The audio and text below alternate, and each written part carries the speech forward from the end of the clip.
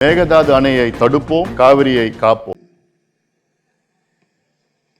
கர்நாடகா பத்தி உங்களுக்கு தெரியும். எந்த ஒரு நடுவர் மன்ற தீர்ப்பையும் மதிக்கல, உச்சநீதிமன்ற தீர்ப்பையும் மதிக்கல, ஒப்பந்தம் தீர்ப்பையும் மதிக்கல, எதையும் மதிக்கல. கர்நாடகா சொல்றது, நாங்க டேம் கட்டுறது பெங்களூரு குடிநீருக்காக நாங்க கட்டுறோம். பெங்களூர் குடிநீர் தேவை 10 டிஎம்சி.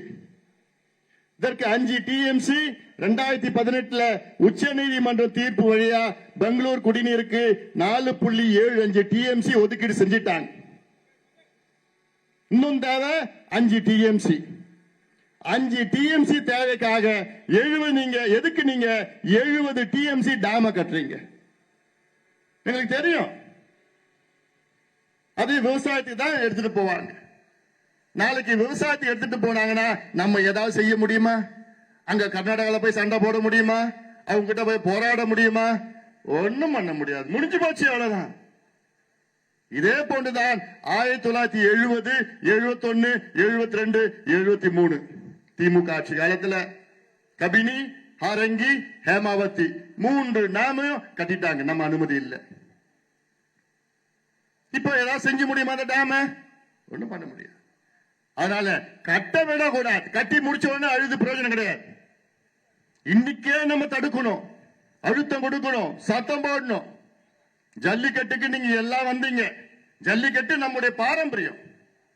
ஆனால் மேகதாது நீங்க ஒவ்வொருவரும் சம்பந்தப்பட்டது. இது உங்களுடைய குடிநீர் பிரச்சனை, உங்களுடைய வாழ்வாதார பிரச்சனை, உங்களுடைய விவசாய பிரச்சனை, உங்களுடைய வாழ்வியல் பிரச்சனை.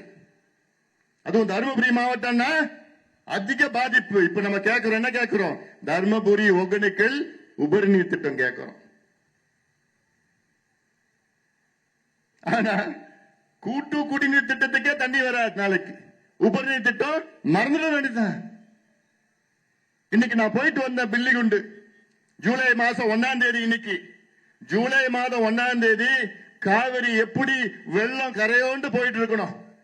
ஆனா இன்னைக்கு காவிரி நடுவுல போய் நின்று பேட்டி கொடுத்தேன்.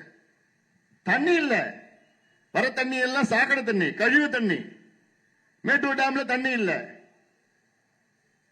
ஜூன் 12ஆம் தேதி வருஷம் குறுவை சாகுபடிக்கு தண்ணி திறந்துடுவாங்க டேம்ல. 7 வருஷத்துக்கு அப்புறம் இந்த வருஷம் திறக்கல, தண்ணி இல்ல. அப்போ இன்னைக்கு நமக்கு தண்ணி இல்ல, தண்ணி வரல. அப்போ டேம் கட்டினா நினைச்சு பாருங்க நம்ம நிலைய. குடிக்கிற தண்ணி கிடைக்க